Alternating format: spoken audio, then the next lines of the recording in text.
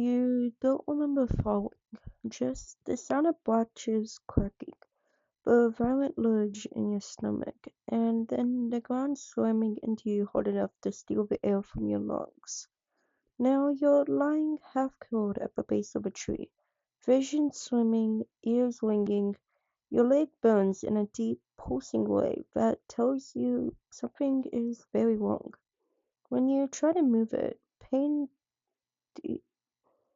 detonates white hot and immediately. You bite back a scream. The forest answers anyway. Leaves rustle, not wind. Footsteps. Bare feet on damp soil. Careful and light.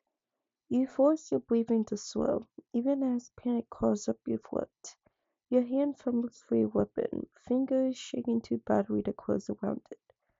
You're not going anywhere with this.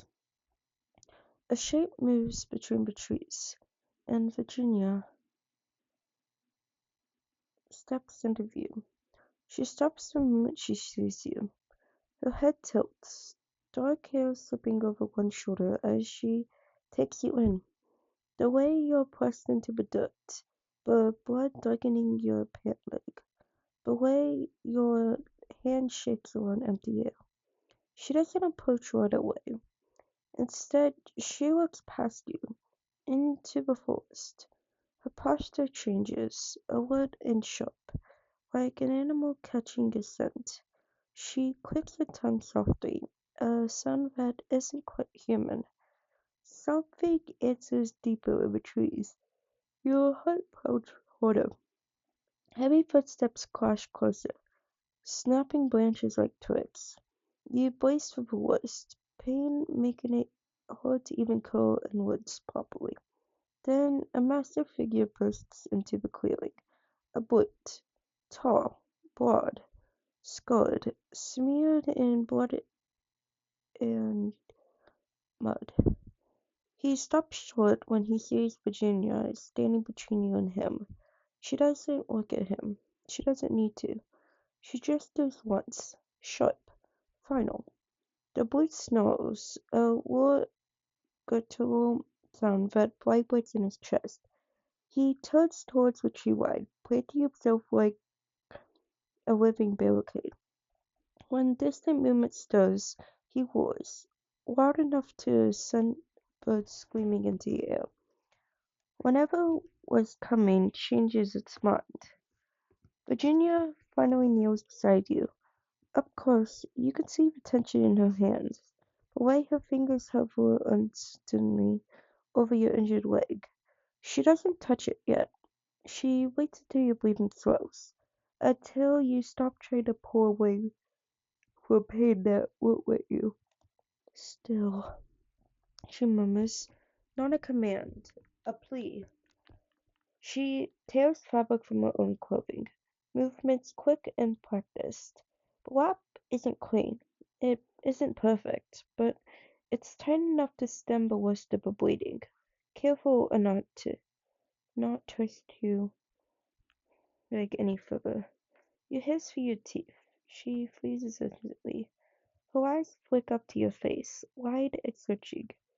When you don't shake me, she continues. Slower. No. The forest feels closer around you. Not hostile, not kind, just enclosed. Trees crowd inward, underbrush thickening where open paths used to be. Sightlines shorten, sounds dampen. It's hard to tell what's moving out there now. That's intentional. The bullet shifts his weight, looming larger, dirt crumbling under his feet. He watches the T-line with single-minded focus, teeth bared in a permanent warning. Virginia finishes the lap and leans back on her heels, chest rising and falling quickly. She studies you again, then carefully helps you shift into a position that hurts less. Propping your leg with a fallen branch and a bundle of leaves.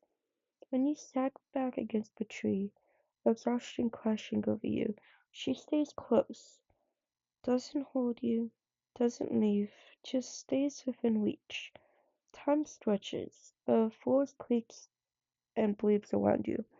Once something moves too close, and the brute charges into the trees with a roar that shakes with needles from the branches. He comes back alone. You drift in and out, pain going into something survivable. Every time you surface, Virginia is still there, watching, guarding, making small adjustments to keep you stable.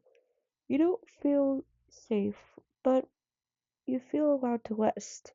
And out here, that's the difference between living and becoming another quiet shape beneath the trees.